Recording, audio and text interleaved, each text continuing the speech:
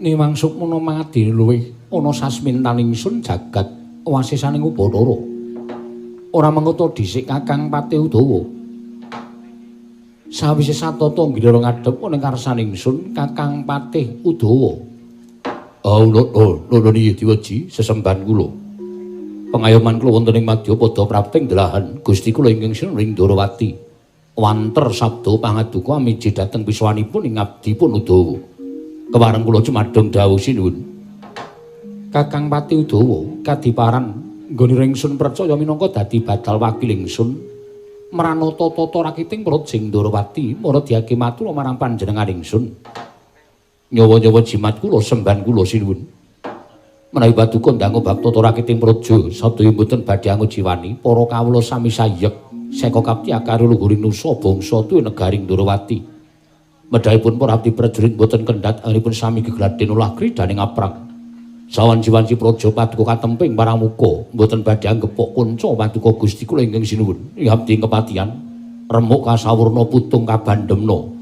Diwaji sembahan kula. Lho niki dadekake bombong ing tias ingsun ora liwat pakaran ingkang utama tindakna selawase lan mrayogakna nggera ngadhep ngarsaning ingsun kawula non sampun boten kirang prayogi delan sak sampunipun kepareng ngaturaken sembah sumangga ing pangabektinipun ingkang abdipun Patih Udawa kunjuk ngersa paduka Gusti kula ingkang Sinuhing Darawati ingsun tampa tiba sepadha-padha kejaba saka iku Yayi Dimas Haryostyaki prayogakna nggera ngadhep ngarsaning ingsun ora kanthi kanyono-nyono Praja Darawati karawan priyayi agung ingkang sepisan bapa Penemban Durna ingkang angka 2 Kaka Prabu Mandura Dimas Sumeneo Sawetara ingsun nedya manembrama kelawan rawuhing priyagung kekalih Kyai Setyaki nuwun ngestakaken dawuh Kaka Prabu namung parenga ingkang rai ngaturaken sembah pangabekti kula kunjuk iya Kyai Setyaki ingsun tampa karya bombong tias ingsun ora liwat pangestu ingsun tampanana kula pundhingga jimat paripih dayanana ing kasantosan nun mangke dereng sawetawis rawuh jengandika Bapa Penemban Durna ingkang putra ing Darawati ngaturaken pasegan panakrami kunjuk sandhapada paduka Bapa Penemban Durna sesembahan kula ing Sukalima Bapa Penemban Kumbayana Astaka swala sila bertoba suwalu gimbal sumorante hawela lha mun inggih ger tansah pinayunganing kawidadan ing sambikala sawanipun ing Bapa ing Sukalima manggiya widodha niskala namung parenga kula ngaturaken pudya pangastawanipun ingkang Bapa kunjuk ngersa paduka anak Prabu Darawati ger anak angger anak Prabu Darawati kula tampi karya bombong raos sing manahipun ingkang putra mboten langkung kasekecakno anggen jengandika lenggah Bapa Penemban Durna kula naknan sampun mboten kirang prayogi piswanipun ingkang Bapa ing Sukalima wonten ing negaring Darawati dinten sak mangke menika nggih Bapa Penemban Durna kasinggihan Kaka Prabu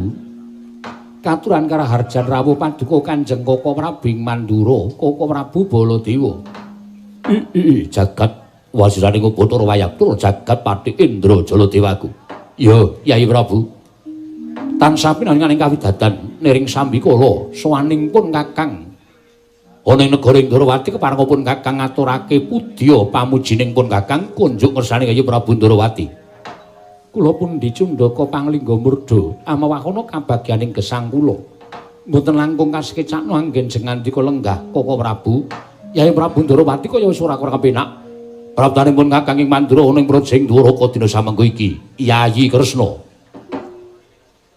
saestu ndadosaken gugup guragapan raos sing manah Bapa Penemban Durna rawuh wonten ing praja ing Darawati menapa saping kepareng paduka piyambak menapa dipun utus dening Kyai Prabu Duryudana kepareng ing rayi ing Darawati cumadung dawuh Bapa Penembaning Sukalima Bapa Begawan Durna lole kenthos walu gembor monyor-monyor juk ning Dungkul Wana dadi alas-alas dadi hotel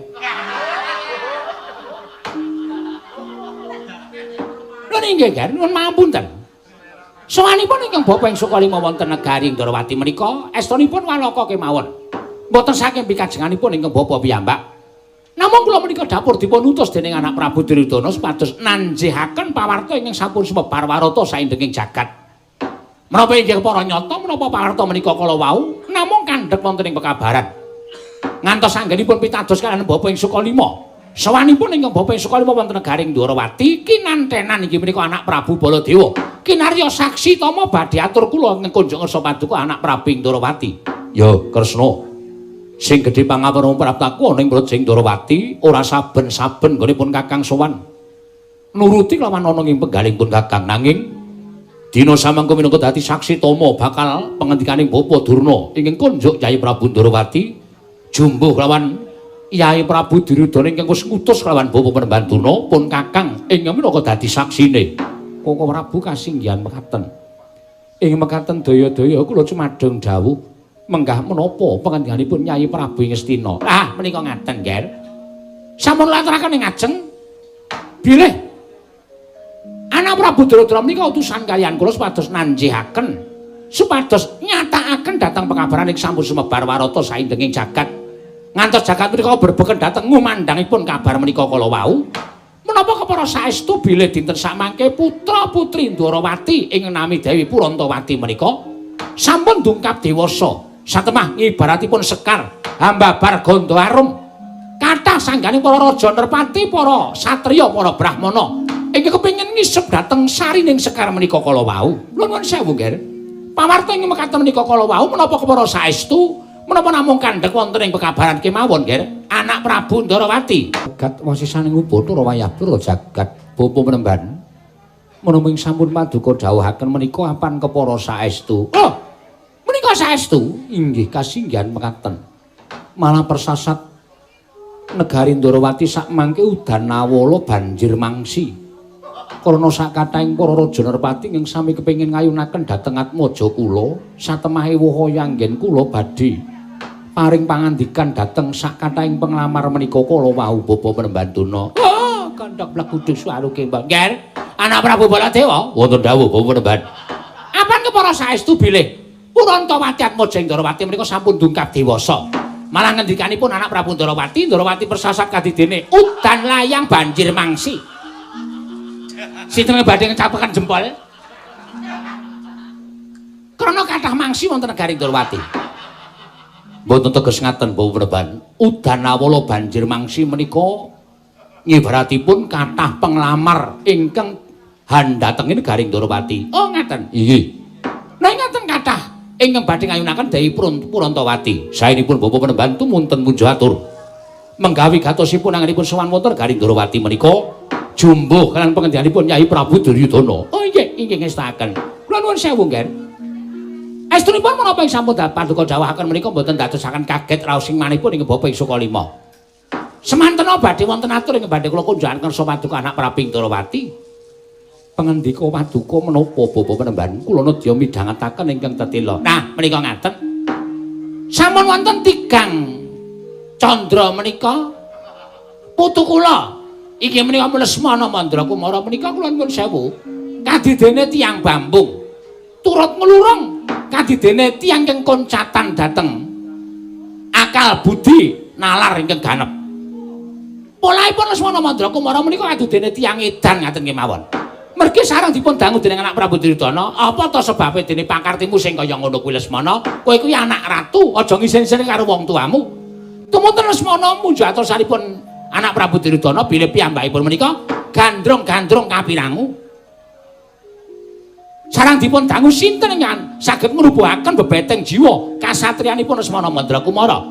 Lesmana putu kula tumunten jujur bilih ingkang dipun gandrungi menika mboten saged kejawi namung putri ing Ndarawati atmajanipun anak Prabu Ndawaraka ing anak Prabu Sri Bathara Kresna ingkang pewangi Dewi Purantawati. Nger, mesakaken dhateng Lesmana Mandra Kumara. Nadyan Lesmana menika putra ratu ning nuwun sewu mboten kanggonan bejo babar blas. Mboten kanggonan keberuntungan babar blas. Nggih. Panjenengan pirsa piyambak? Sampun marang Mbah kaping-kaping Lesmana menika nglamar wong wedok. Nuwun sewu. Nalika nglamar dhateng pun Dewi Pergiwa kawon kalipun Garutkaca. Nglamar dhateng Dewi Pergiwati kawon. Nglamar kalian pun nuwun sewu. Kathahing putra-putri saking pundi kemawon Lesmana menika mboten nate kasembatan. Ateges Lesmana menika nadyan putra Nalendra ning ora kanggonan bejo babar blas.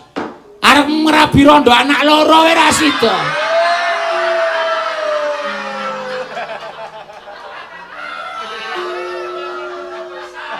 Monggo wis loro lho anake. Wis loro. Wis prayoga. Modene mboten kelampahan lho, napa mboten sial semana menika.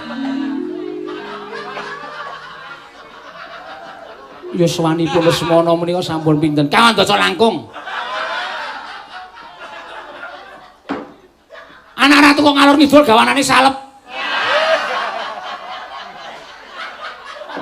Menika mesakaken dhateng Lesmana Mandra Kumara nggih. Mlengking saking menika kula pun kanthi sanget sing ngandhi anak Prabu mugi keparenga maringaken les inggih menika Dai Prantawati pikantuk Lesmana Mandra Kumara. Yo, Yayi.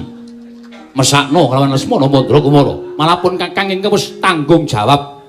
Merga pun Kakang kuwi ngerti, si Adi iki kadangipun Kakang Taruna. Si Adi kadangku Taruna. Mula dikantreni pun Kakang supaya sowan marang negara Ndorowati, sayekti ming supaya nguwatake rembug. Si Adi aja nyawang kelawan Lesmana, ning nyawango karo aku. Yen nganti aku bali marang Praja Ngastina, ora kelakon boyong Purantawati, apa kelakon si Adi mentala yen pun Kakang ki jejereng sastra wirang marang Sang Hyang Prabu Duryudana. Nggih, Koko Prabu, nyuwun pangapunten. Mboten ateges kula menika badhe andhuwa dhateng keparengipun Yai Prabu Ngastina, namung kula nuwun sewu. Tiyang bangun Bali Wisma menika kula nuwun sewu.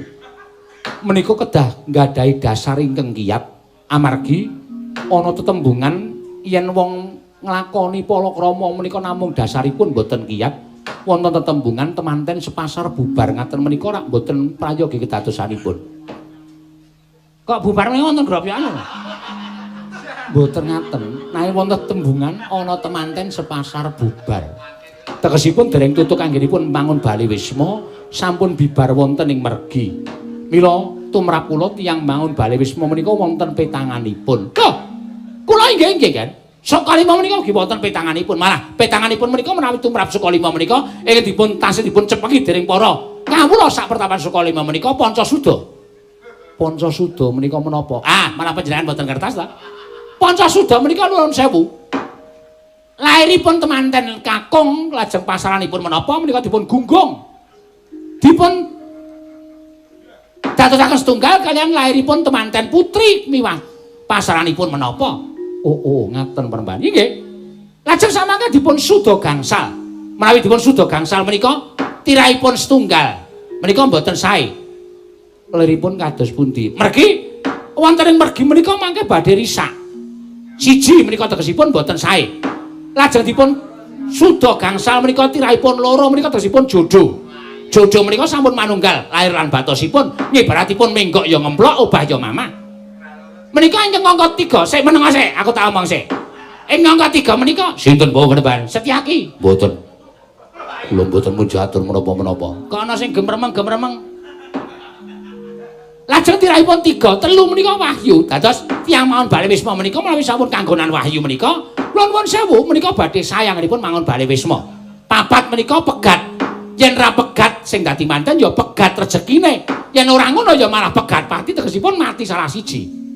Lajeng menawi dipun gunggung antawisipun Purantawati kaliyan Lesmana menika tirahipun pinten? Tirahipun kalih utawi jodo utawi loro. Tegesipun Lesmana kaliyan Purantawati menika sampun dados setunggal. Dipun kodrataken manunggalken para dewa dados setunggal. Tegesipun Purantawati lan Lesmana menika sampun jodo. Menggok ya ngemplok, obah ya mamah.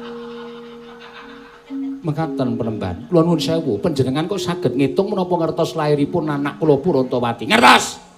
Rebo Wage. Rebo Wage rebo menika 3. Wage menika 6. Nggih ta? Sik. Rebo Wage, rebo menika 2, Wage 5. Tegesipun 7, 7 sudah 5 isih 2. Jodo. Anak kula menika lairipun Senen Legi. Lho. Senen Legi 3. Lesmana menika dipun hitung 4 tambah 3 7. 7 sudah 5 2. Tegesipun jodo.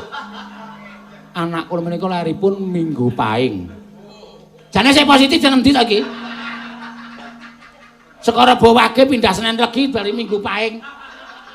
Monggo tumrap tiyang sepuh menawi Pahing kalian Wage menika mboten cocok. Lesmana Wage Purantawati Pahing tegesipun ging menika mboten cocok. Sing ngomong sapa?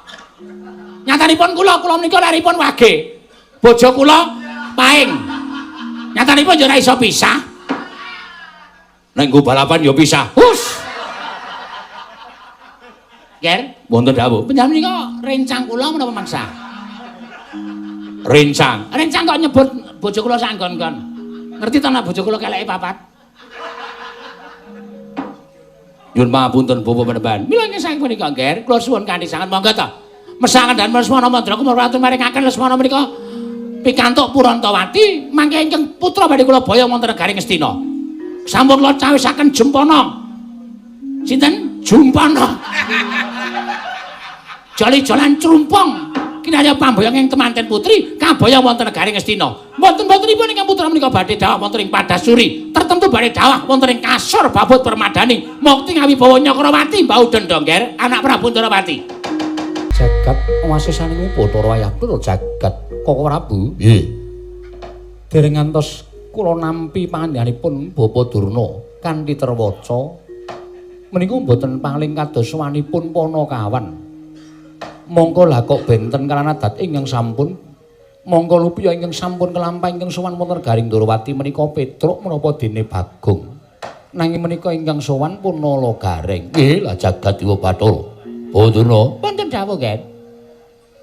Nala Gareng sowan. Kuwatir raos sing manah kula menawi Nala Gareng menika mangke modho dhateng menapa sedyanipun Bapak Panembahan Durna. Lha ingkang saking menika dumunten Bapak Panembahan Durna andhes kerembak kaliyan Prabu Ndarawati supados maringaken Purantawati dhateng Lesmana Mandra Kumara. Yai Prabu, wonten timbalan Nala Gareng iki abdining para Pandhawa, uga abdining Ndarawati. Timbalan napa wigatine dene sowan marang Praja ing Dwaraka. Koko Prabu katuran lenggah ingkang prayogi. Ya, Kresna. Nala Gareng sawise satata nggonira ngadhep ning ngarsaning ingsun padha harja sak praptanira Nala Gareng. Nonamit pasang Kalimantabe tinebihna ing lodone dumawahing tawang-tawang linepatna ing tulaman. Wanter sabda pangandika paduka Gusti kula ingkang sinuwuning Ndarawati nimbali dhateng ing abdipun Nala Gareng kepareng kula ngaturaken sembah sumenging mabekti kunjuk ngersa paduka Kanjeng Sinuwuning Ndarawati. Ingsun tampa pangestu ingsun tampanana kula pundhika jimat paripe dayanana ing kasantosan. Nala Gareng Pandhararja sapraptamu sinuwun mandura wilujeng Den bekti kula kunjuk. Ya pangestuku tampanana kula pundhika jimat paripe dayanana ing kasantosan. Nala Gareng Pandhararja sapraptamu. Wigatine apa kowe sowan? Ing atase kowe iki mung batur, kowe Panakawan, kowe iki mung gedibal. Kowe iki mau ngisor. Ibare kowe iki wong kere. Lah kok wani munggah ana ing datur ya Praja Ndarawati wigatine apa? Nuwun sewu Panembahan. Nek mbagekke nggih mbagekke. Ning rasa dadak ngudal-udal status. Kula akoni nek kula niki wong kere, kula akoni nek kula niki wong ra duwe. Nek napa kraton niku ora entuk diunggahi wong kere kaya kula? Apa kraton niku ora entuk diunggahi kawula alit kaya kula niki? Kula tak takon. Lho. Nek pancen kula niku ora dianggep kawula Ndarawati, kula niku ora dianggep kula wangsa Ndarawati, kula ora munggaten Ndarawati ora apa-apa, ora masalah. Ning pangandika sampeyan nganti dirungokke kawula sak negara Ndarawati, terus kawula Ndarawati sing rumangsa kere-kere niku ndara ngakoni Sinung Prabu Ndarawati, Sinung Prabu Ndarawati dadi ratu arep dakoni karo sapa? Hah? Kula tak takon. Sampeyan niku pendhita lho. Pendhita niku nek guneman sing apik aja sok natoni karo atine liyan. Nek iso niku ngepenake atine liyan. Oh iya wis. Kowe padha slamet Nala Gareng, slamet ora peduli apa. Nala Gareng aja kaya ngono. Bapak Durna mbageke kelawan sira Nala Gareng. Bacut mangkel kok mbageke. Oh iya wis aku njaluk ngapura. Wis entek. Wis tak dum. Prayogan nang kon mulungguh ya Nala Gareng, penak ora penak kuwi urusan bokongku.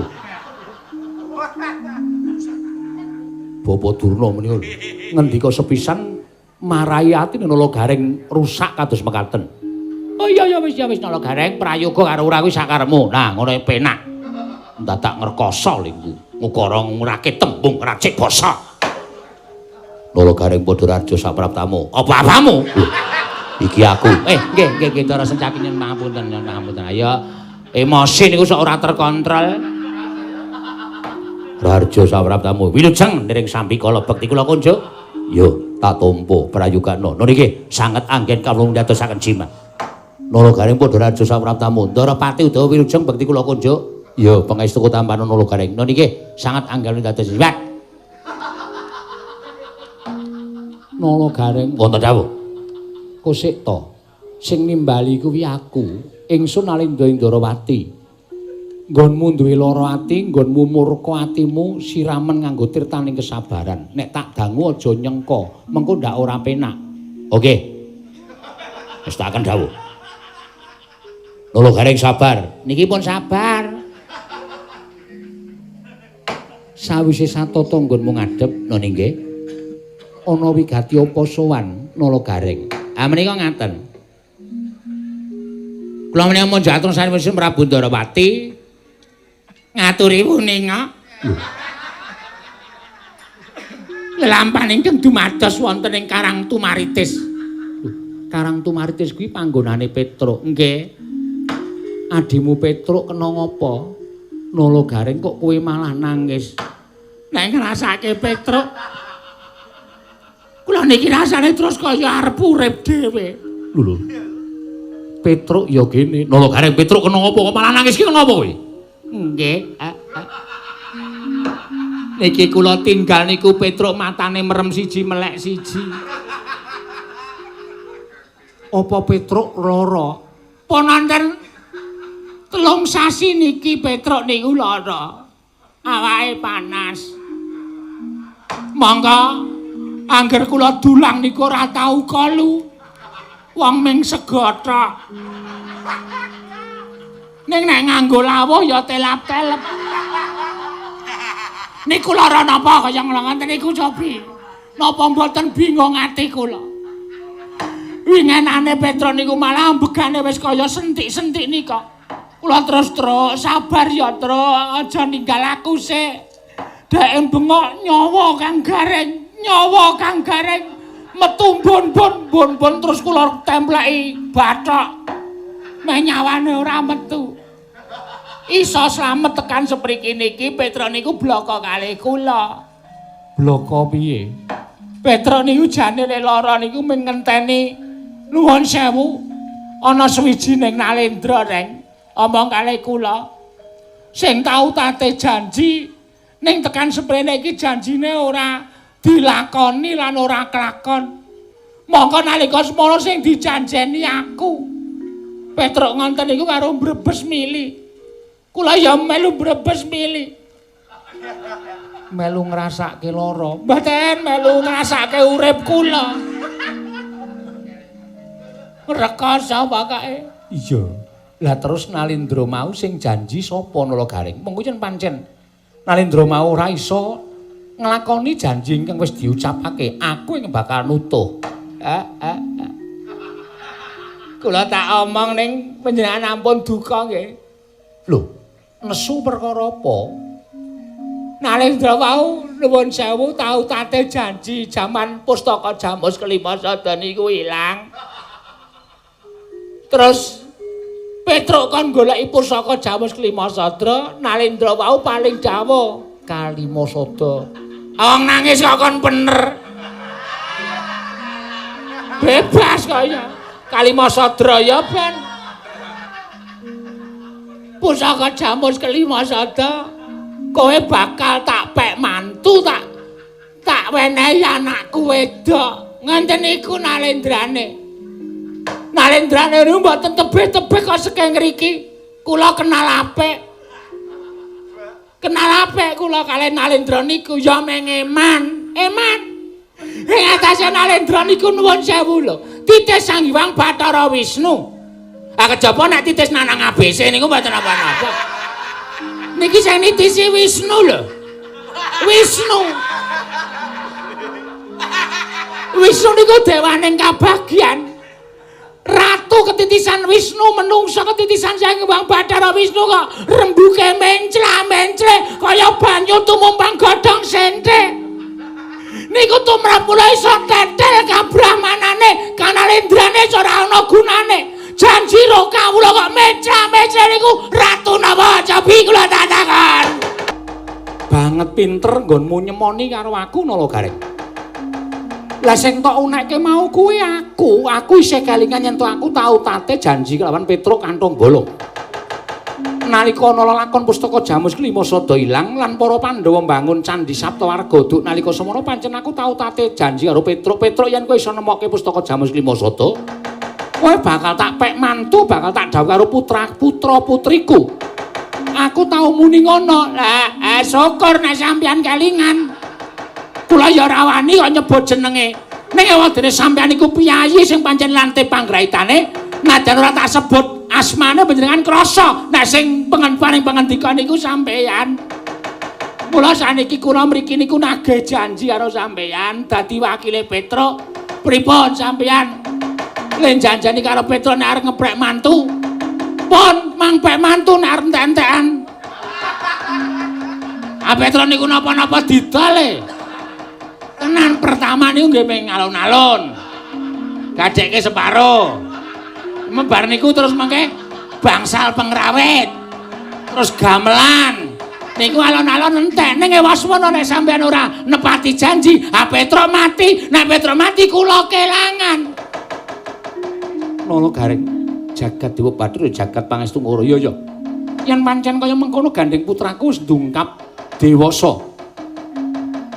Aku bakal maringake atmajaku nanging iki ana perkara. Perkara napa?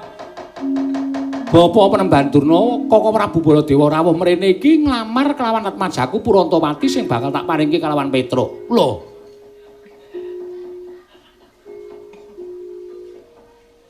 Semender niki nglamar. Iya.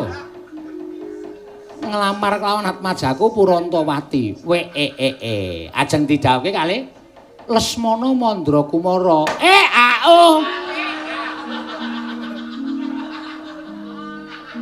Kok malah girong. Seniman kaya. Seniman ki nek kagete nganggo nada kok.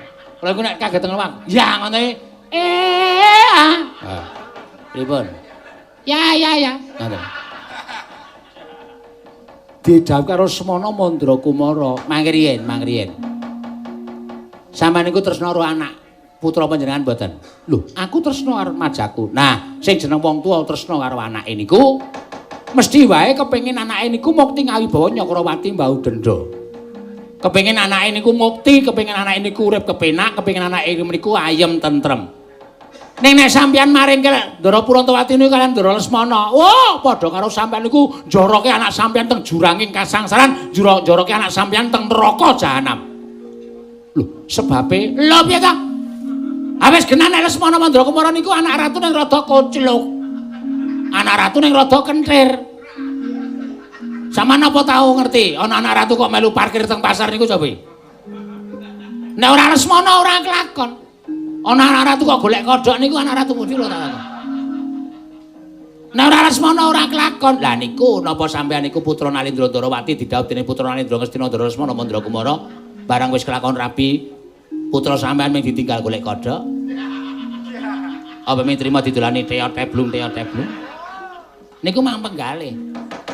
Nek nek dipek Petruk, arep Petruk niku kere. Wah, rekoso. Lah yen ngono wis ora ana pilihane. Nggih, mula mboten wonten pilihane, putra sampean kula peke. Edan kowe. Napa nggih napa? Lho. Kok napa nggih napa? Lah malah topek iki mboten kula mboten kepengin malik tinggal. Tetep ajeng kula rabi kalih Petruk kantong bolong adik kula. Mergo nek Petruk ora rabi karo Ndara Purantawati, Petruk mesti bakal tekaning pati. Petruk wis sumpah kok. Nek aku ora kelakon rabi karo putra Ndarawati reng aku trima mati titip anak bojoku. Lho, napa ora kesebit-sebit ati kula nek dipamiti kaya ngoten niku? Mula sampean ora usah dadak wigiri-ngoringa. Aja wedi nek sing diutus rene iki bukan durung karo Kadang Sepuh Mandura, ora usah wedi. Sing baku goleke kamuktenan anak niku aja wedi karo sapa-sapa. Nek ana murkane piyai loro niku ambok. Arepa balung karo kulit ngenten iki nek ming mungsuh Begawan Durna nata Mandura wae. Wah, niku sing ajeng kula lakon. Lho, kowe wani? Lho, mboten. Ah kok lambemu mangap-mangap? Apa lambe kon megar mingkup? Lambe iki ya mangap-mangap. Apa lambe kok ming cucuk-mecucuk tok? Pun mang paringke kula nek wonten apa-apa nek kula tanggung jawab. Yai Kresna, aja kaya ngono. Semaning jajaran sekertaning bawana iblis larat. Wah, bareng aku maju ning ngarep Nyai Prabu Ndarawati lah kok kowe ora ndodok malah ngadeg. Kula pun ngerti kok nek sampean ajeng nesu. Nek nesu sampean nesu kok kula ndodok niku dianggep garing ora wani. Lho, yen ngono kowe wani karo aku. Sing tak wedeni apamu? Rasa kokean bebangal. Mboten kokean gunem tanpa guna. Kula mbelani Petruk sampean mbelani Ndara Lesmana Mandra Kumara. Mesine ngono. Nek upama kula tetep ngrebut Purantawati, kula peksa boyong teng Karang Tumaritis. Aku ora nrimake. Anggur boyong Petruk tekaning pati ning Lesmana Mandra Kumara kelakon dhawuh karo Purantawati. Semono uga kula. Anggur boyo Lesmana niku edian nganti ra kathokan. Ning tetep Purantawati dhawuh Petruk kantha bolong. Kowe ngalah kowe iki mung batur. Mangke riyen to. Bisa dikandani ora? Kula niku nek kon bengok ya iso. Apa sing iso bengok meng kowe to? Semangkean ora. Saman ngelingi mboten? Petruk niku tau labuh napa karo sampean? Hah? Petruk niku tau labuh napa karo sampean? Nalika sampean urip teng Widara Kandang dadi anak Demang, sampean ngluku teng sawah, sampean turut Tegal, sampean garap sawah, awake gupak ledut, sapa sing ngomong? Petruk. Nalika sampeyan ajeng dipateni Kangsa Dewa, Petruk melu ndelikke sampeyan, Petruk melu nyimpen sampeyan aja nganti dipateni karo Kangsa. Nalika sampeyan dadi ratu teng negara Mandura, kampanye Petruk sing dadi tim sukses. Iso mbebujuk wong kono-kono nyoblos sampeyan. Ning saniki sampeyan kok ora duwe piwales karo Petruk kantha bola, malah Petruk sing arep mati mangkendikake Petruk ben mati ning Les Purantawati dawuh karo Lesmana. Manusia macam apa kamu? Tega bentul.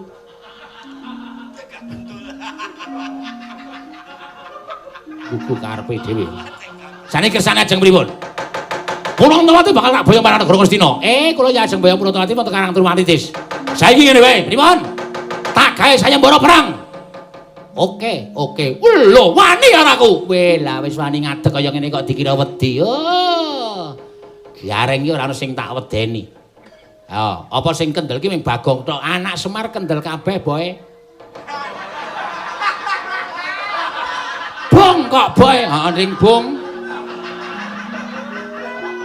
Anak Semar kendel kabeh. Petruk ya kendel, aku ya kendel, Bagong ya kendel, tapi tantang ratu ya sampeyan ora bakal mundur. Wah, keparat. Ora mikir ngarepe nonton Mandura Prabu Baladewa. Gelandang negara. Mangke riyen kula tak mlayu sik sikile pincange. Atau nek kena tenan ora medhan jawi kula turuti bakal sampean. Manus wae tekan kepale. Aja mlayu karo karek.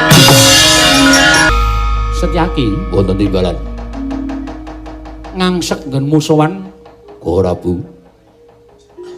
Kula nyuwurupi dhateng Nala Gareng menika sajaipun manah kula welas. Lho, welas perkara apa? Prabu Mandura mboten nyawang Nala Gareng menika sinten? Tur kula gadhahi pamanggih menawi Begawan Durna kaliyan Prabu Mandura menika mesti nggawa Kurawa. Mestine ngono. Nek nganti Kurawa wani ngeroyok Nala Gareng kula sing ora nrimake. Setyaki mengko ndak salin perkara. Iki perkarane Nala Gareng kelawan para sata Kurawa kajengipun. Kula tetep mbelani pun Nala Gareng. Dinten samangke kliran ana kula medal jawi. Nek pancen sing maju Kurawa kula sing nandangi, nek sing maju Prabu Mandura kajengipun dipun pethokaken dening Nala Gareng. Oh ngono. Ya yen pancen kaya mengkono. Ndak lelani Setyaki dina iki Nala Gareng belanana ning aja nganti ketok ketara kelawan Prabu Mandura mengko ndak dikira ingsun banci ladan. Pikantuk saestu. Entuk Setyaki Juramit.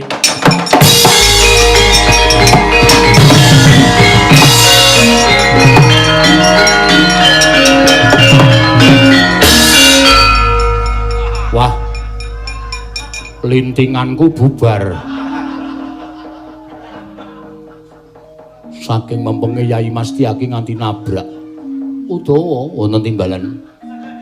Budana kang padha seba ingsun kondur kedaton lajeng perkawis menika kados pundi sinuwun? Mengko aku ingkang bakal paring pangandikan kelawan Koko Prabu apa dene Nalagaring? Nuri ngestaken dawuh. Budana kang padha seba ingsun kondur kedaton. Non ngestaken dawuh nyuwun pamit madal pasilan. Sing ati-ati aja kaya bocah cilik Kakang Patih Udawa. Purna gatining peranggilan. Sang Lodha kondur kedaton delok saking dampar kencara kirapit gambaran gading kadhiraken sangganing Pramban Cedi katinan saking Mandrawa lamun kacandra kaya gumebyar candraning Sri Nararata wau. Kados pundi ngger pawartosipun anggenipun jengandika anak Prabu ing Mandura minangka dados saksi tama badhe pengendikanipun Kakang Penemban Durna ingkang kunjuk ngersanipun anak Prabu Ndarawati. Pripun Prabu? Pikantuk damel kula boten boyong putranipun Koko Prabu Sri Bathara Kresna kinarya. Pertimbanganipun inggih menika pun anak kula Lesmana Mandra Kumara. Man wonten timbalan. Dursasana wonten dawuh. Boten kanthi kanyono-nyono jebul negari Ndarawati wonten tamu sanesipun ingkang putra ing Mandura kelawan Bapa Penemban Durna. Lho sinten? Nalagaring ingkang dipun utus Petruk. Nalagaring matur yen to jarine Petruk lara. Mongko larane Petruk merga ming dijanjeni karo Ratu Ndarawati ya kuwi Yai Prabu Sri Bathara Kresna. Yai Prabu Sri Bathara Kresna tau tate janji lan Petruk menawi badhe saged ngunduraken pustaka Jamus Klimasada lan manggihaken pusaka negari Ngamarta badhe dipun pek mantu. Wusana Petruk nagih janji. Lah niki nek nganti Petruk lakon dawuh karo Purantawati ateges kula nggone mboyong Purantawati gagar-wigar. Mula sampeyan ampun ngantos meneng mawon. Kurawa diketapi teng pundi durunge Nalagaring dundurke aja nganti dadi pepalanginata Mandura Prabu Baladewa. Dulur. Kon mungsuh Petruk, kon mungsuh Gareng wani ora? Nek mungsuh liyane Nalagaring kula niku cancut Taliwondo. Pinten banggane? Nek mungsuh Nalagaring arep awake cilik ning niku anake Semar. Kekuatane ngedap-edapi. Wose Garing ora usah dadak tok cekel ning tok undurke wae wis prayoga Kartomarma wonten timbalan. Mangkata mriki ngestaken dawuh Pamanarya Sengkuni. Tata-tata lho Le. Kriwikan dadi grojokan keguyon dadi tangisan. Sebabe iya aku sowan negara Ndarawati padu karo Prabu Baladewa. Terus aku ditantang Prabu Baladewa. Nalagaring ora metu coba glandang nenggala medal Jawi. Sipatku kowe ngerti to? Watakku. Aku ora tau wedi karo sapa-sapa, waton landesane bener. Sip. Terus ayo Prabu Baladewa ditandangi wong loro. Gandeng aku wedi tandangana dhewe. Kok tandangan dhewe ta iki? Kowe iki ndene iki ngancani aku. Wis ngerti, ning aku bloko suta nek karo Prabu Baladewa aku takut. Aku wedi. Mula tandangana dhewe.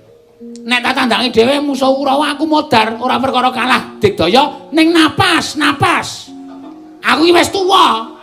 Kowe iki tak jokke, wong-wong enem iki kowe supaya ngewangi karo wong tuwa. Nek aku wani, aku wedi.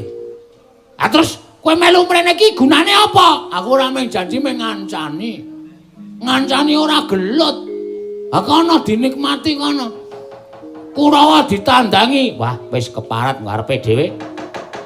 Oke, nek pancen kowe ora gelem tumandang karya, kowe ikhlas karo patine kakangmu, ora apa-apa. Nek ana Kurawa tekane nek tandangane, ning nek aku mati, kowe aja rumangsa kelingan, aja nangisi kewandhaku kok. Karto sandal wis teko. Kartomarma, karto sandal. Nalagaring, nggih. Ora lungguh ngisor. Ngisor reget e.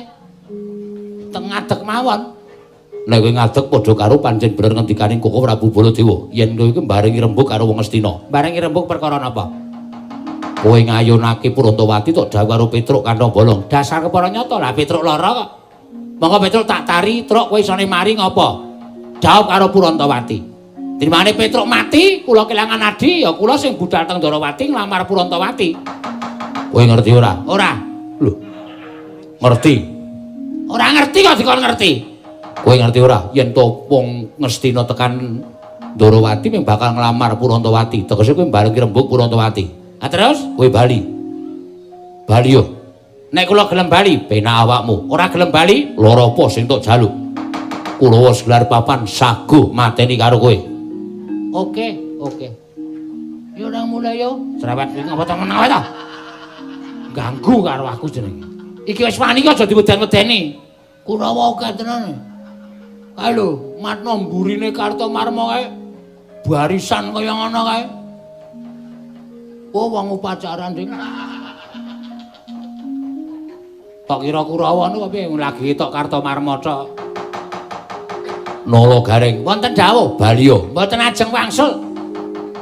Mboten ajeng wangsul. Bali kula bareng karo Purontowati. Nek kira-kira kula ora entuk Purontowati ora entuk kula boyong, aja kok kula ngamuk karo Kurawa. Ndarawati kula ngamuk. Ateges Ratu Ndarawati niku ora menepati janji sing wis tau kawiyos sing wis tau dingendikake. Yen ngono wani karo aku sing tak wedeni apamu? Ora minggat saka arep aku. Dibantahane Kartomarma ora jengkelang ku andamu aku meguru karo kowe. Lho, kula nderek mawon, Gus.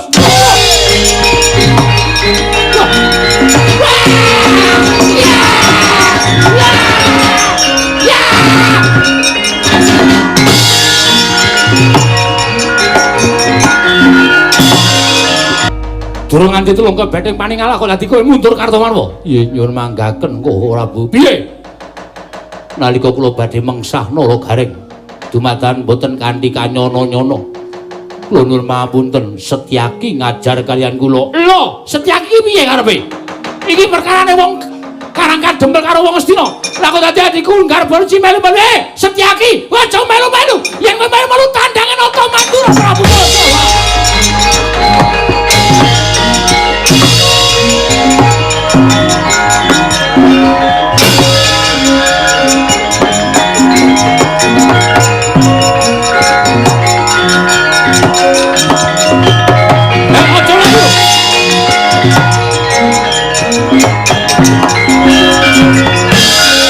Setyaki, kok ora buka singgihan mekaten. Lah kok dadi kowe melu-melu kowe ngewangi Gareng karepmu piye? Mboten badhe kula ngrencangi Nala Garing. Menawi Kurawa mboten ngrisak kahanan negari Ndarawati.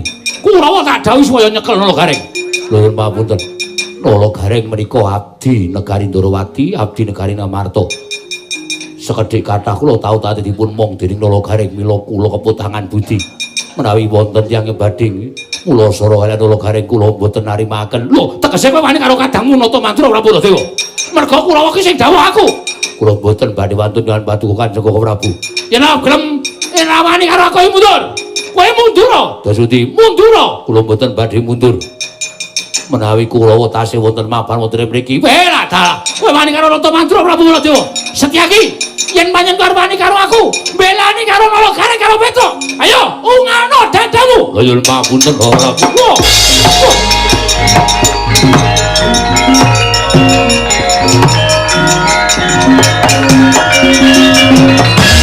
Wah, keparat pancen mesti ajangi jembar. Kowe wani karo kadhawu nata mantra Prabu Baladewa. Ayo minggat ora? Kula mboten badhe mundur. Wah, aku tegal karo kowe. Kula mentolo arep badhe.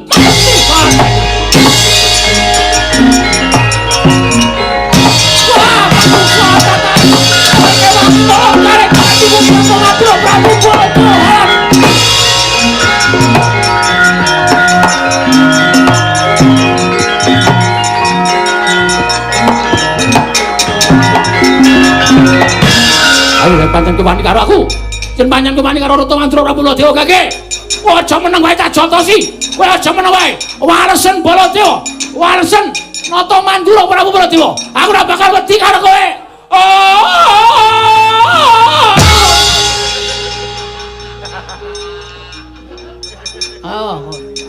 Tarsan membantu yang lemah.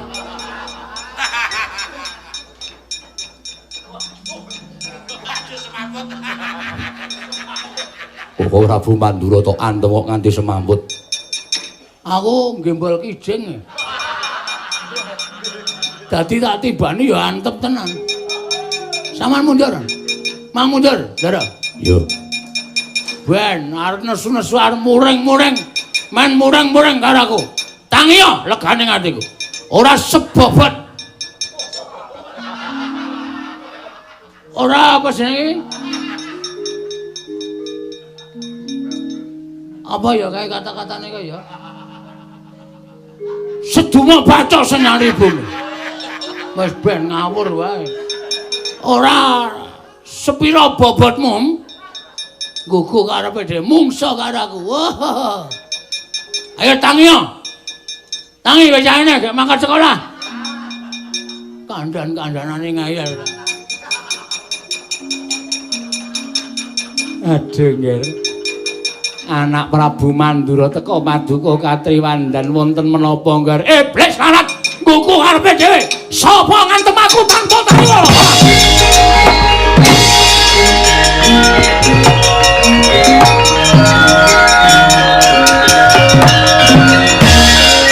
Lho iki neng Bagong barang ana wayang ora ana Bagong.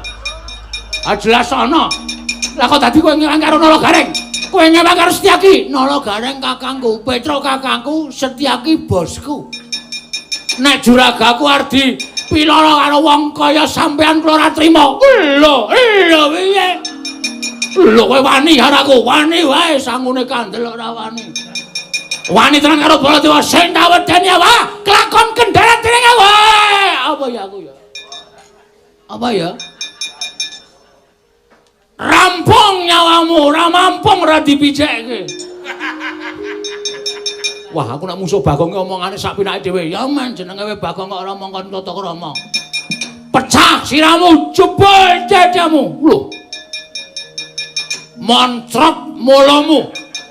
Mencelat matamu, matamu kuwi. Ratu dureke matamu, ben saya serem. Mati jeneng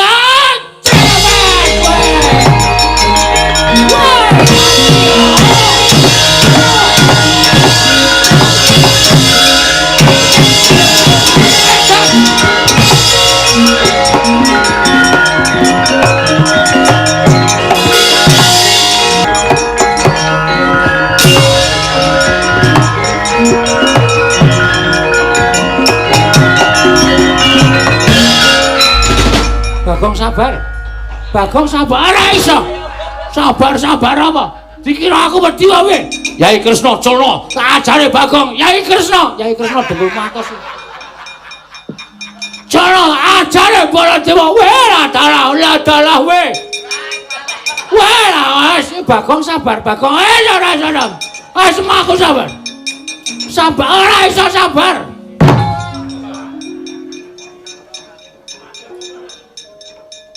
Kon sabare kok ngeyel. Sampeyan to? Iya no. Tak kira nek gareng e. Gareng kok kaya ngene. Anggepe kok diapure kaya ngene kok. Oh sasae sapinake dhewe wani karo Baladewa. Aku diwarai kok. Nek ora diwarai ora bakal wani karo kowe. Blet lanat. Wis to. Bagong iki sabar iso ora kowe? Iso. Ngece. Ayo nggo mburi kene.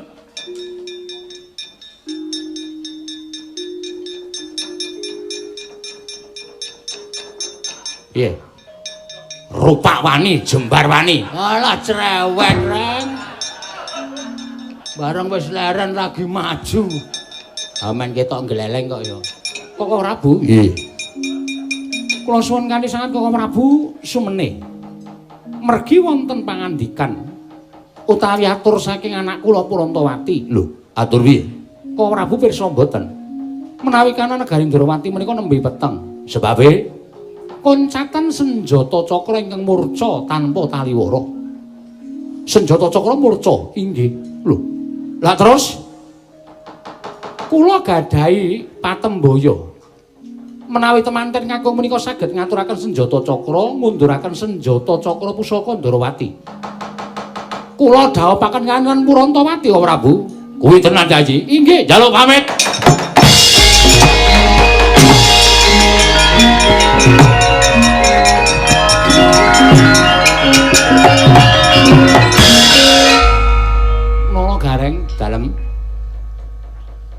Tandha Petruk nggih. Kon goleki senjata cakra. Nek Petruk saged pinanggih senjata cakra, tak rabekke. Nek Petruk mboten pinanggih senjata cakra, ya wis ben mati ya wis ben. Piye, Kang? Mulih omong karo Petruk. Kon goleki senjata cakra. Apa? Senjata cakra. Cakra, cakra. Aja dilatih cupet kok. Nek malah dawa ya wis men. Ya wis men dawa ya men ora. Weh, waduh kemruputen bakmine Ren.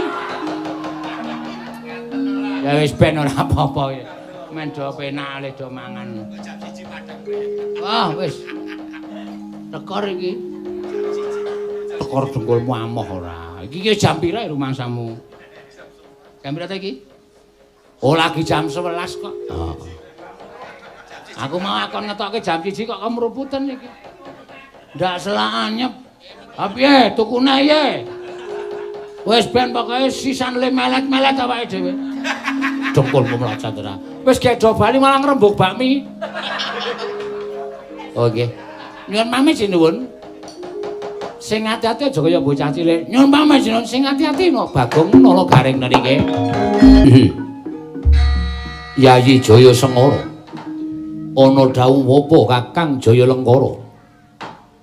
Sawetara nggonipun Kakang lawan Siadi minangka Nalindra kembar ana ing projeng Pura Kencana kene. Nanging saka pangrasaning pun Kakang kok isih kurang mulya nggone kasinungan derajat kelawan pangkat. Omong dadi ngendikaning Kakang Jaya Lengkara mau uga tak rasakake Kakang.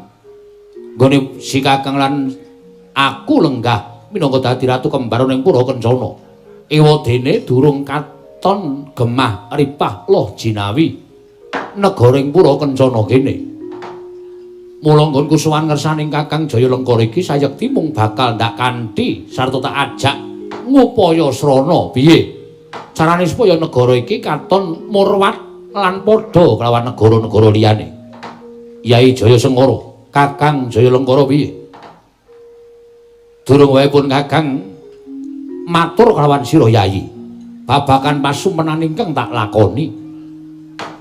Nalika ing dina anggara kasihipun Kakang Yumpena ingkang ngababar kawursita jroning pasumenan pun Kakang ngimpi negara Pura Kencana bakal katon endah sarta adil makmur gemah ripah lo jinawi yen to kudu nganggo tumbal. Lho, kudu nganggo tumbal? Ya pancen mengkono. Lah banjur tumbale apa?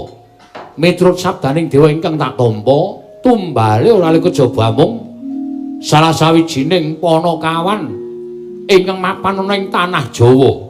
Luwih-luwih ingkang mapan ana negara Ngamarta. Ngamarta kuwi duwe Panakawan catur cacahe. Mula ora kitang siji kudu diboyong marang negara ing Pura Kencana kene didadekake tumbal supaya negara kene katon gemah aripah loh jinawi. Yai Jaya Sengara. Nuwun sewu sinuwun. Ngabdipun kala pradagda kepareng cumadong dawuh. Menawi sampun nampi sasmitaning jiwa ingkang kados mekaten menapa boten prangkung prayogi monggo dipun upadi. Supados negari menika sak traju sak babak kaliyan negari sanes saged kondang kawenang-wenang sarana ngawontenaken tumbal wujudipun Panakawan menika sinuwun. Patih pradagta pancen kepara nyata. Mula kang sanga kuwi Yayi ayo tak kanthi prapteng tanah Jawa. Aku mung manut karo kersaning Kakang Jaya Lengkara. Kurit lampit brungkat kimpul wadyabala kabeh diketapake prapteng negara Ngamarta yen pancen wong Ngamarta ora ngeparengake abdine tak suwun tak dadekke tumbal. Rawi-rawi rantas malang-malang putung yen perlu tak gawe sungsang bawana balik praja Ngamarta. Yai Jaya Sengara. Petruk kabare lara kok wis waras. Nggih, Pak. Kula sing minangka dados lidah sinambung ature Petruk dhateng Bapak. Niki Petruk kula wakili. Munjatur sanipun Bapak. Ngopo? Petruk niku lara ora kok perkara penyakit. Pun di rapid test. Kalih di swer. Apa ren swer? Swab. Menika ya tidak tereaksi. Kopet 19. Heeh. Ning jebul Petruk niku duwe panyununan. Petruk niku kelingan jaman lelakon Ndara-ndara Pandhawa bangun Saptawarga biyen pustaka Jamus Lima Sada ilang. Terus Sinuwun Ndarawati njanjeni karo Petruk, "Petruk nek kowe iso nemokke pustaka Jamus Lima Sada, sesuk kowe bakal tak paringi putraku, kowe tak pek mantu." Lah, Petruk niku terus lara. Dalam arti Petruk niku demo. Demo masak. Demo lara, terus kula diutus karo Petruk kan suwanten negara Ndarawati. Sinuwun Ndarawati paring dawuh, "Tak rabekke karo anakku ning waton iso madhangke Ndarawati." Lah apa Ndarawati oglangan? Mboten. Wah, suduk nganggo linggis sisan. Ora kok oglangan, Ndarawati peteng niku mergo Ndarawati nedengke calan pusaka. Pusaka apa? Senjata cakra. Petruk iso rabi karo Prantawati nek iso ngaturke senjata cakra. Mekaten atur kula, Pak. Menawi Bapak badhe duka kalih Petruk kula semanggaken. Apa bener ngono, Petruk? Nggih. Saya tak takon. Wong urip alam padang kuwi diwenangake ngukur karo derajate, ngilu karo githoke. Tembung ngukur karo derajate kuwi eling. Derajatmu kuwi apa? Kowe kuwi minangka apa? Ngilu karo githoke kuwi kahananmu kuwi kepiye? Sing jeneng wong duwe penggayuh kuwi diukur karo kekuatan. Aja ana tetembungan kakean gluduk kurang udan. Aja ana tetembungan gegeden penggayuh ning ora duweni apa-apa lan ora duweni kekuatan sing piye-piye. Bapakmu ora apa-apa. Ning niatmu sing kaya ngono kuwi sing marahi aku kuwi sesuk melu isin. Ya toh nek kelakon, nek ora. Ora padha karo kowe ngurek-orek raine wong tuwa ingkang ora bakal ilang selawase urip. Mula kabeh petungen, Petruk, kabeh petungen. Pun dadi niat kula kok, Pak. Nek ora kelakon penjanganipun Petruk luwung boyo tekaning pati. Nek ora kelakon apa karepane Petruk lumbaya tekaning pati. Lah nek ngono kowe ora manut karo bapakmu. Nek le manut ya manut ning gegayuhan Petruk niku ming kula kepengin sun Prabu Ndarawati niku sampun ngantos tetel kanalindrane merga nyulayani rembuke dhewe. Mula ing sae menika nek bapak ora sarujuk niki ajeng kula budidaya dhewe, niki ajeng kula goleki carane kanthi cara kula dhewe. Ora arep nyuwun pangestune bapak. Ora arep nyuwun pambiyantune bapak nek pangestu kula suwun nyuwun pangapunten lepat lek kula matur. Ning ora nyuwun pambiyantune bapak ajeng kula golek-goleki dhewe taun ana Windarana ora bakal bali nek kula ora ketemu karo senjata cakra. Wis mendem kok. Domongi bapak kok ora gelem. Marah-marah ya garang ya wis nanggre omong ki coblok aku ora seneng acarane ngono kuwi. Mbok ya iki wis adegan mau. Kok isih digunakake saiki lho cah edan ora. Ben budidaya dhewe. Nek ketrima uripe Petruk rak ya kelakon. Nek ora ketrima uripe anakku ya ora kelakon men isin wirang disandang dhewe. Terus ya sebo ning Praja Ngamarta to Le. Oh nggih, monggo Pak kula dherekaken. Ayo Bagong aja kari. Monggo Bapak.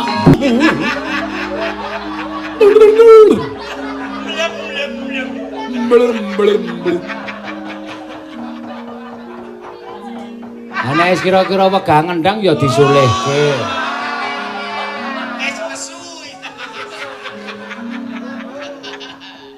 Angkene wis drok-drok ngono. Kandhana tutut. Semar wis ra mengestoni. Monggo aku nek upama iso dadi mantune Sinuwun Ndarawati, wah, glaleng kurang umum. Regane sandangan. Uripku mesti ning Ndarawati. Nen aku munjo atur sing Prabu Ndarawati, Rama Mara Sepuh, wah, kula nyuwun artanipun 3 miliar. Anakku lanang Petruk kantong bolong, anakku mantunya tampan ana. Yes. Kanggo tuku bedhil ngene Mbak Bagong. Mbak Diase tuwor. Gareng lagi mlaku-mlaku tembak sikile tuwor. Semar tembak tuwar ben. Ah Canggleleng mantu ratu. Pelekke. Bojone ayu. Sapa nglirik bojoku tembak matane tuwar.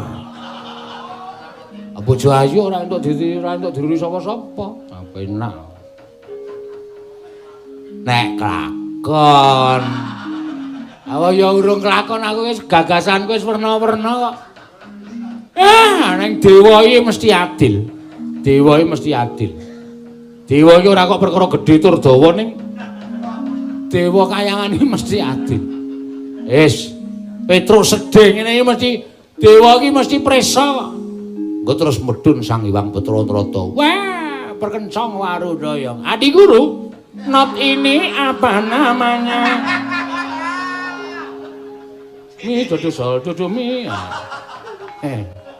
Aku nek karo dewa jan sayang tenan. Ayo apa-apa sing nuruti dewa. Nek ora tekan kene, munggah ning kayangan tenan. Nek ra satu munggah ning kayangan, aku tekan ning kene sedhewe dewa mesti teko. Yakin to? Kendang Warudaya, Pak Pong bubolong kali cedhi sapa sing gawe. Ya lut.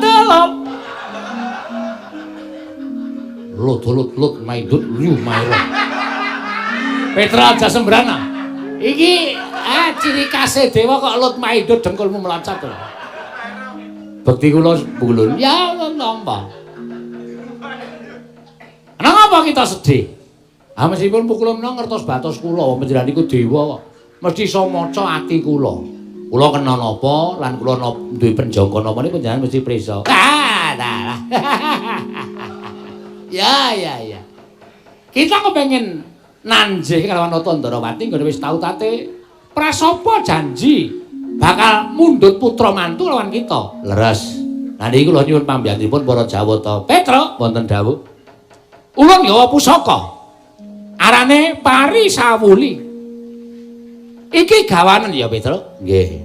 Nah wis tak gawa, kita nyaketana negara Ngamarta. Ning aja caket-caket karo bapakmu kok ndak didukani meneh. Oh nggih.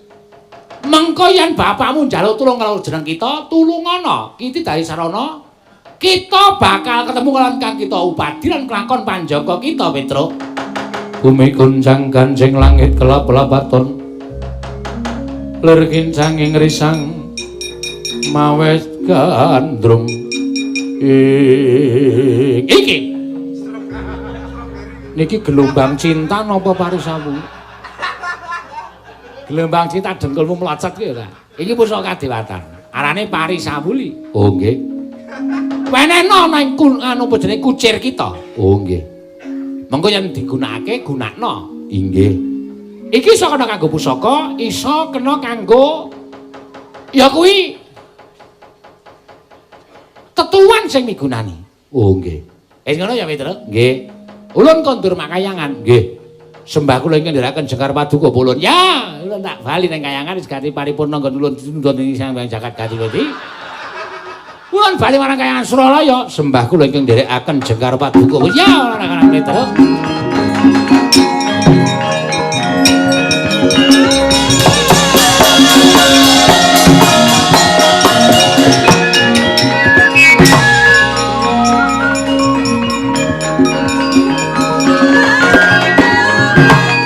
Lora. Petra iki wong limpat kok. Parisawuli, nyaketi Praja Ngamarta. Ning aja nganti ketemu karo bapak.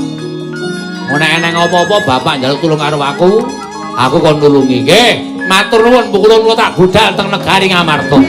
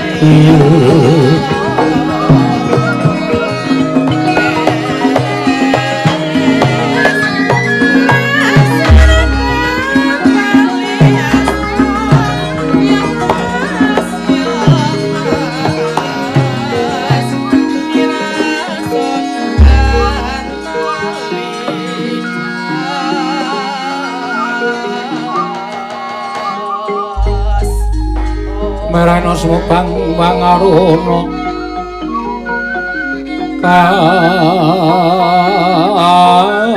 katinetraning uga rapuh sabdaning kokila rengkane kara sageter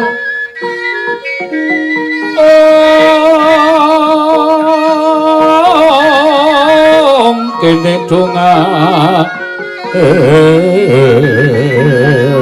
engkong ler wowo sing kene panca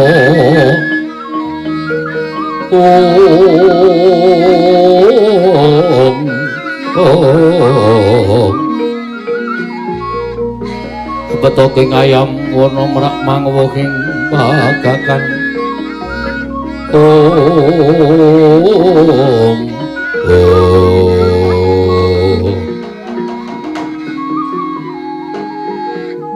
Nyai Werkudara barep kakangku apa Arjuna ulonan paring adhawuh Kaka Prabu tembang rawat-rawat bineta mbok bakul sinambi wara pawarta binandunging Karna lamun negara Indrawati persasat banjir udanawala banjir mangsi krana akehing para nalindra Narpati ingkang padha ngayunake kelawan putra Indrawati Dewi Purantawati. Yayi, apa ora prayoganipun Kakang lawan Siadi budal marang Projing Dwaraka? Mbok menawa ana bab mubal babaling perkara sartana ingkang maraja saka Sela-selaning Garu satemah akarya geger Projing Dwarawati siadilan pun Kakang wis ora kainan. Lah nek cara kula mathuk Ndara. Lah niki mengke lah Pandhawa ora ketok mongko Dwarawati kalih Ngamarta menika kalih-kalih ngatunggal. Mboten saged dipun pisahaken. Nek Pandhawa mboten ketingal teng Dwarawati ndak dikira sampean kalih Sinuwun Dwarawati niku mboten lahir batin. Ini prayogane pancen kudu bidal mrika, Ndara. Sarating pandam sumala nang wadana katonremu kalingan ngangrengeng sang Dyah Manahengkung.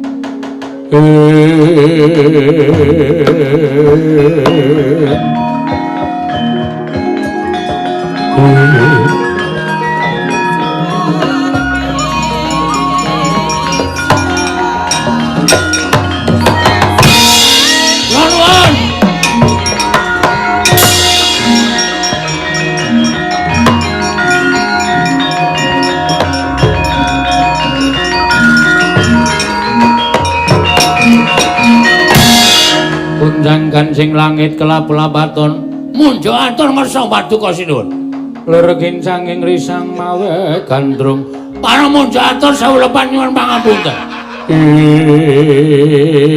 menika ngaten ben suluk sik mau kesuwen saiki kesusu-susu ono kawan Bagong ana apa sawulepan diagung pangaksami nek wonten lemah atur kula nyuwun samudra pangasami. Mboten kanthi kanana dok nalika kula teteki anjagi negari tapel wates temon Kulon Praga. Mboten kanthi kanyana-nyana wonten barisan ingkang gendera rerontek umbul-umbul kewiten kendhanan mangcaba. Andadosaken suwingkang balakaswa. Marbaba bang suminat. Kena syarat ing sira megeran mendung.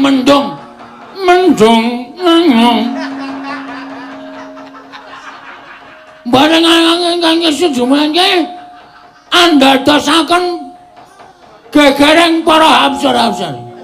Widodara-widodari sami ngungsi ngersane Kapolsek. Ya donya iki samiti.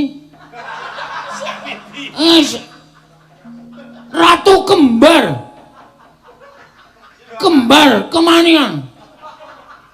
Anggang sedatasipun. Apa sirane kowe? Ya lho. Semar. Nun. Bagong kuwi ngopo? Nonton niku omong karo turu. Bocahe wis ngantuk.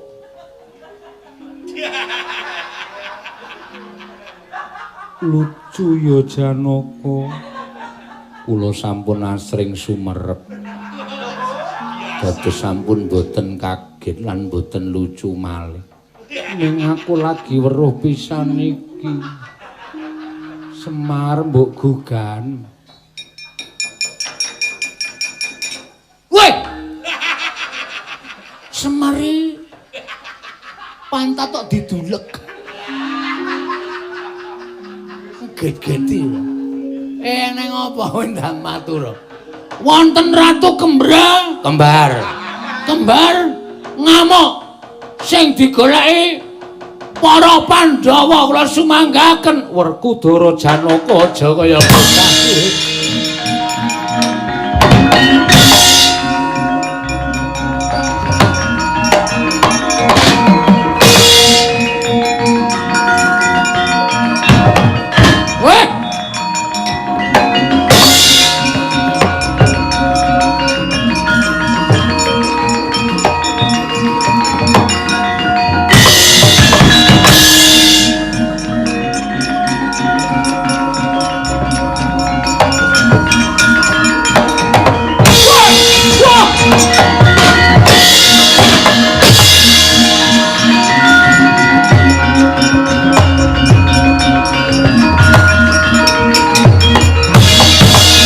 Manganjur lakune ngangin kukur anggraning arga kura gurnita kagiri-giri. Soy Werkudara kowe sapa? Narendra muri saka negara Pura Kencana Prabu Jaya Lengkara. Wah, lali kowe. Ayo ketemu para Pandhawa wigatine njaluk salah sawis ponokawan kanggo tumbal negaraku. Oh. Waduh.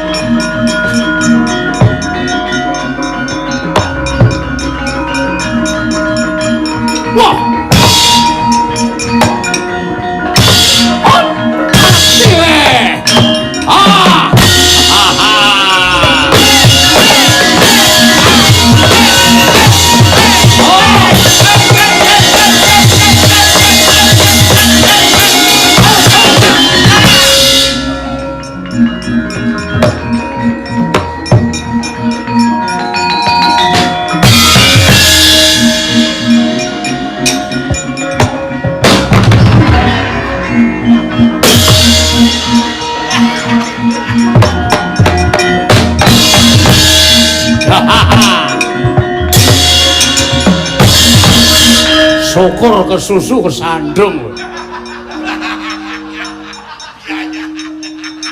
Janaka tandingana.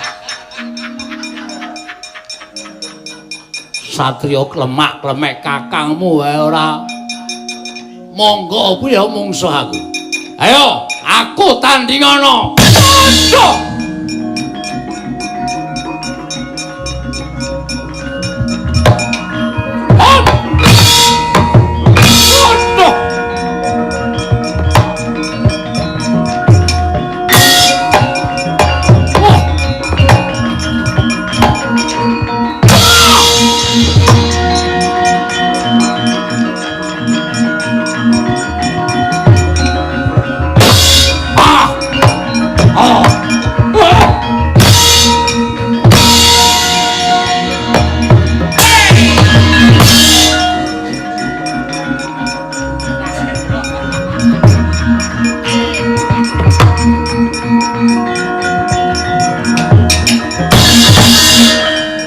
Pripun? Alah. Kok saged kalah?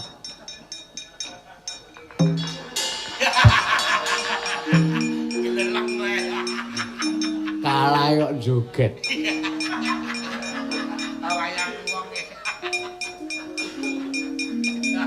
Ratu loro padha kabeh.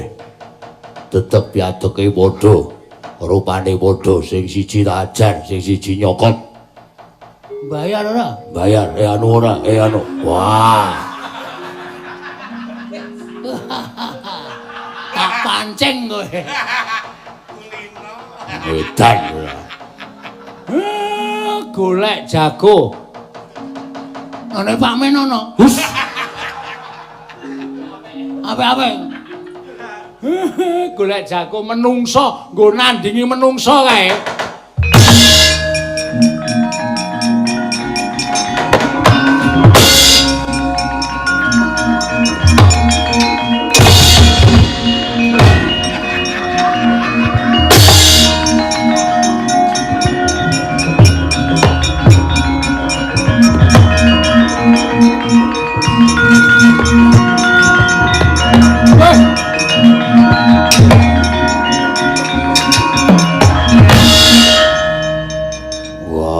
Petro malah nang kene. Nggih.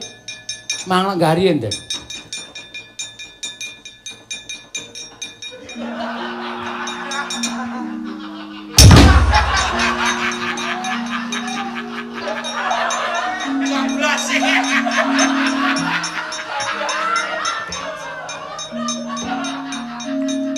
Napa kok gedabikan? Deboke hak sudet.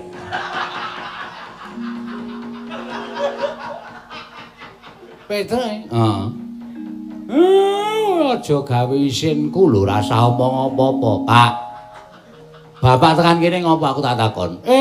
Ngamarta eneng kraman. Lho. Maman ning Ngamarta.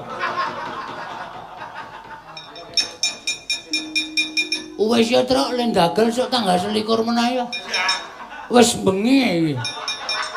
Men sak karepku kok. Ben arep oleh do guyu wis atos kae wis nang iki. Guyune guyu tuwa.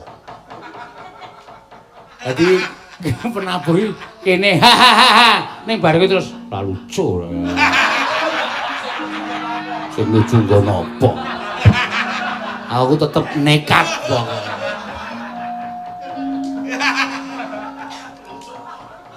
Ora ngono ora lega pikirku, Pak. Kowe arep mungsuh kraman Ngamarta. Ha. Nek mati piye? Mati yo pendem. Wong urip sing dinteni apa? Mati mengko kabeh wong ngenteni mati ya mung antri. Mongsane dhewe-dhewe, wancine dhewe-dhewe. Nah aku mungsuh ratu loro iki engko mati ya wis, penjangkaku ya wis ora kelakon, tegese aku wis mati. Ning kejaba aku duwe penjangka, Pak. Gandeng Ngamarta kuwi ya bumi wutah getihku. Aku suwita ning Ngamarta, ora aku wajib mbelani Ngamarta. Ndaramu kowe kalah kok. Giri Lusi jalma tan kena kinira. Nah, dirungokke, Pak. Mula ra sok ngembe karo anake. Ana tetembungan sikat gigi.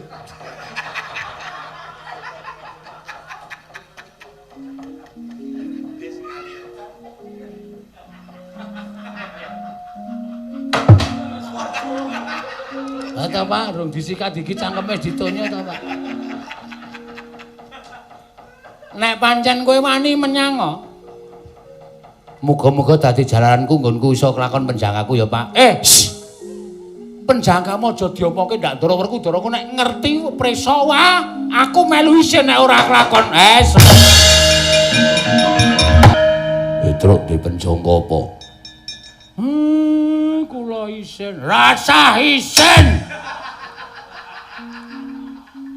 Wis tuwa kok isin.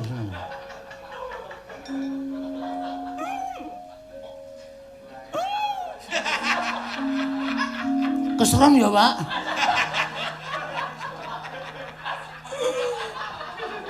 Keseron bapakku lara iki.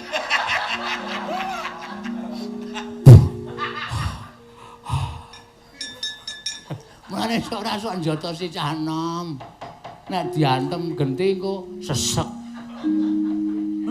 Petruk nggadahi penjangka pengin nagih janjian Sinu Prabu Ndarawati duk nalika semanten pun nate ngendika nek Petruk ajeng didadekke mantu nek iso nemokke pustaka Jamus Miang Jimat Lima Sadaning dumugi semanten Sinu Prabu Ndarawati dereng paring dawuh mula Petruk terus nagih janji napa sing dingendikake dereng Petruk anjing sekep.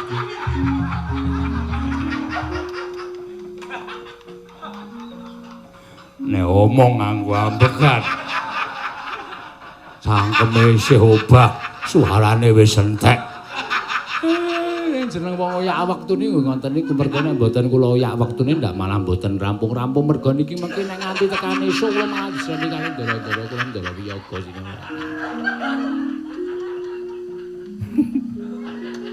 Pak kuwi dagel aku Pak Isman. Tak nggone sik ra apa-apa. Wah, yen Petruk duwe panjangka kudune Petruk kowe iki ndombani mergo kowe wong tuane. Jane ngoten ning mergo kula niku dadi wong tuane sing kudune kula ndombani kali Petruk ning jebule malah kula niku jane. Pak tak omong itu. Sing guyu dolope mung kari loro lho, Pak. Wis aja banget-banget to, Pak. Yen ngono ayo ditonton kaya apa landange wis.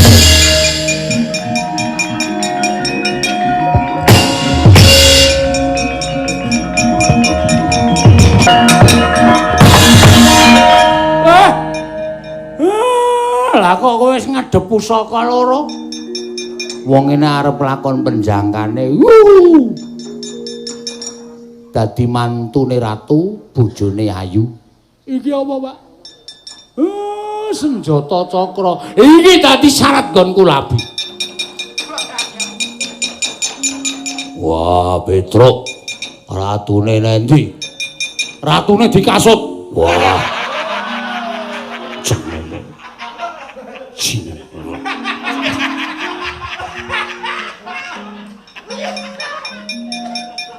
Petruk ya omongane ratu dikasut. Jlambrong wonten dawuh pusaka wis bali. Petruk pusaka Jamus Lima Sada tak jaluk. Nggih, mangasta. Mengko tak aturke Kaka Prabu Puntadewa. Nggih, pun nderek. Lah kuwi terus piye? Lho, nggo syarat leku rabi kok, Pak. Waduh, Petruk nglereng tenan iki. Wah, bojone ayu. Jaluk terus, jaluk dasmu. Bojo ayu kok njaluk ora. Padake panganan wae.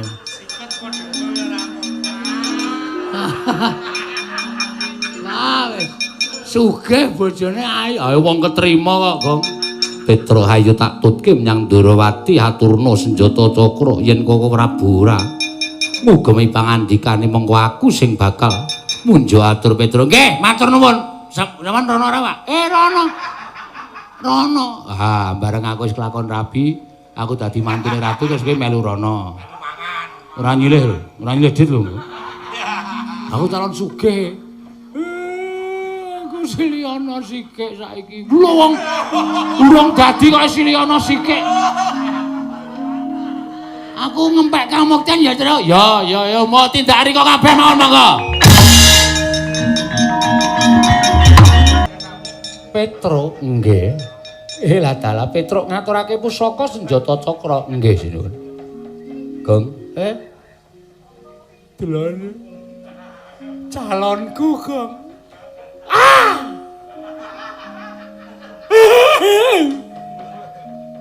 Kala Nantawati wonten paring adhe. Jumbo kan apa kang dadi pengendikaku sapa sing iso mbalekke senjata cakra kuwi ingkang tok ladeni ning kok bejamu. Lah kok dadi kowe mung entuk Panakawan kowe entuk batur. Nuwun sewu. Nadyan namung pikantuk batur ning nek tresnane lahir batin luwung boyo ngladeni wong ora duwe tinimbang ning ngladeni wong sugih. Ning ming natoni karo ati. Krungu ta Petruk? Krungu!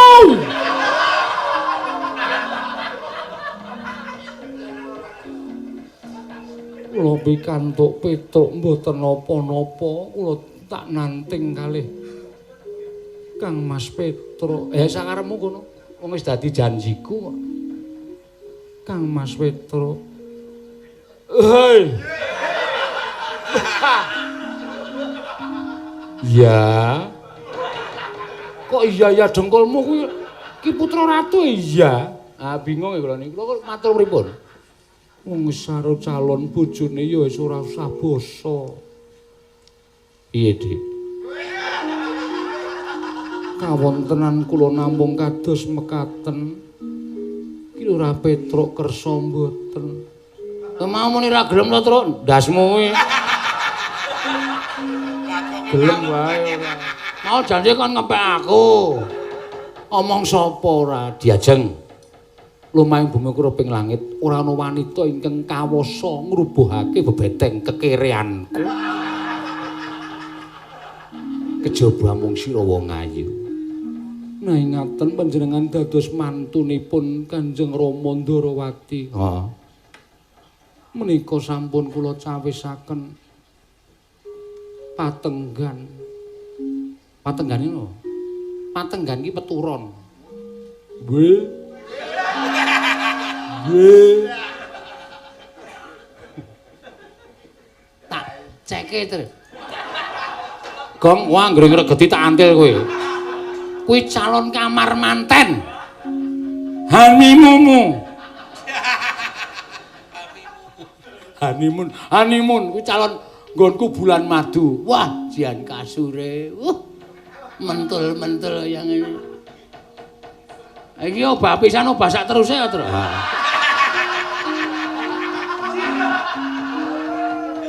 Ndul. Ngerti rampung.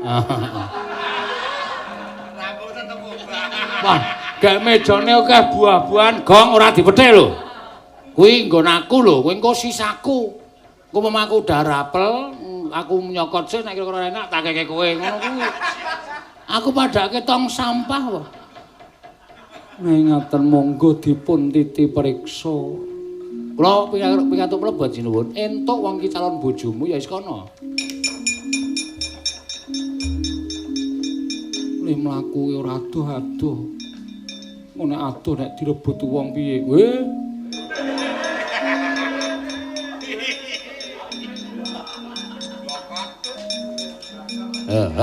Sandale. Walah aku ki adimu lho, Tru. Iki ki peturon, iki ki sutra ya, Gong. Spraine sutra ora kaya nggonamu. Spray kok ana tulisane tawa iklan. Karang ming sepanduk. Sepanduk tak sambung. Ayo, tangane ora nridik. Iki nek nyeklekke kene iki mung dipejet sing abang ki lho, ta. Wah, adem Tru. Iki jenenge asu, ase. Ase janwa iso nyes e. Tak ngono e. Tak manggang ndasku sik. Manggang. Anyep e. Heeh. Wis kono gek metu kono.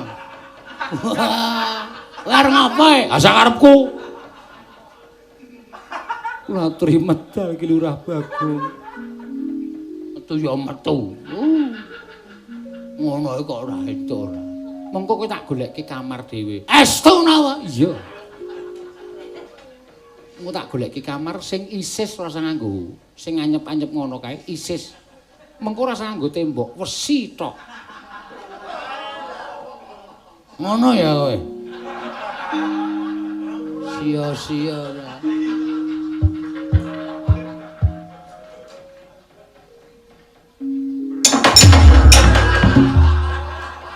Kowe ngapa Emer? Wis tuwa kan dadak nata meja. Arep nilai Petro. Arep licet kowe ya. Arep nginjen ya. Tuwekan ora gagas ora. Apa kuwi, Gong? Bipetmu remuk. Nggo ancek-ancek Semar. Wah, bapak iki jan desi tenan ora.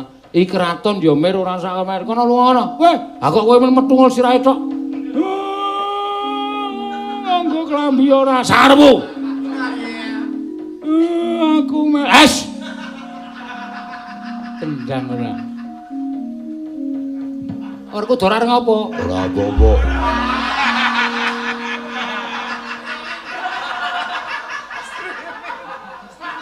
Kowe iki satriya. Arep melu merana. Wah, kok le gayeng. Gayeng piye ora? Barataya ora malah babak dengkule to, nggih.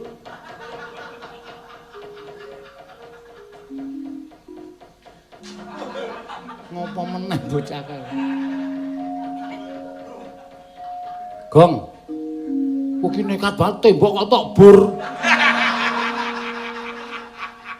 Ketok apa, Tru? Lah ketok ora kene keder. Angel tenan. Primpen tenan pokoke. Wis ngrekoso tenan. Kula nyuwun dawuh Kanjeng Prabu Ndarawati. Cintaku, sayangku. Rumput yang bergoyang. Werkudara, nggih, sadurunge mlebu kraton kae singkirna. Mengko ndak malah dienggo dolanan para kawan iki. Wah, iya.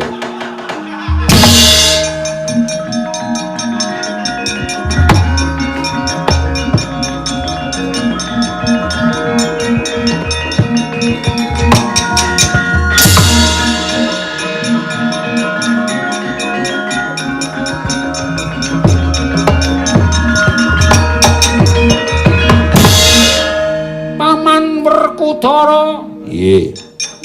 Prantawati tak jaluk dadi bojone Petruk. Buset. Mingsa Petruk wae kok bojo Prantawati aku ora nrimake. Baliya le, emoh, baliya, emoh.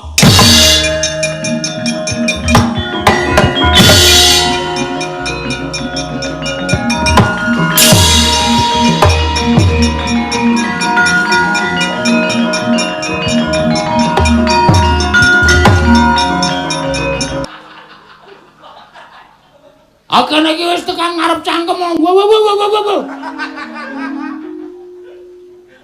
Menara. Wis jadar. Bahwasanya sing iso banyak seperti itu. Kolaboratif itu karepnya seperti itu toh. Marah-marah enggak terima Petruk Rabiat Pronto itu maksudnya gimana? Kresna iki omong apa iki? Kula nggih mboten mangertos. Ha situ dene paham. Terus ndi? Dadi Petruk sing ngaturake senjata Cakra. Inggih. Sakmene terus pundi? Ya wis. Ya yen pancen Petruk sing ngaturake senjata Cakra, ya wis malah pun Kakang eling. Pun Kakang melu mangayu bagya kaliyan Petruk lan Prantawati. Lah Lesmana wis ben mutar ya ben Australia.